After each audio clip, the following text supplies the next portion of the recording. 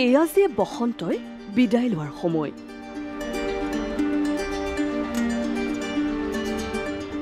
ফলে ফুলে জাতিষ্কাৰ চৌপাশ,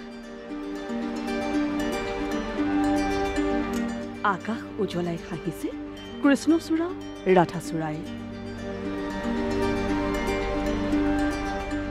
গ্ৰীষ্মৰ আগমনৰ লগে লগে ক'ৰবাত যদি এজাৰ ফুলিছে, ক'ৰবাত আকৌ ফুলিছে সোণাৰু কৃষ্ণচূড়া ৰাধাচূড়া। এখন্তেক নোৰোৱাকৈ নোৱাৰে বাটৰুৱা। এই নয়নাভিৰাম দৃশ্য তেজপুৰ আদালত চৌহদৰ।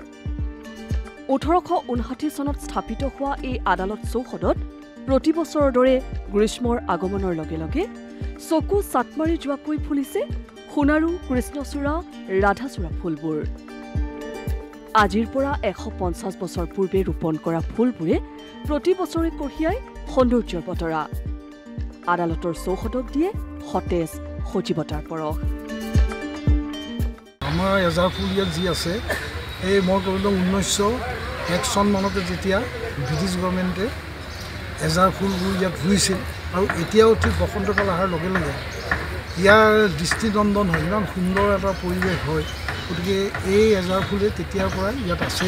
এই মানে পৰিৱেশটোৰ কাৰণে এই আদালত চৌহদটো বৰ ভাল লাগে।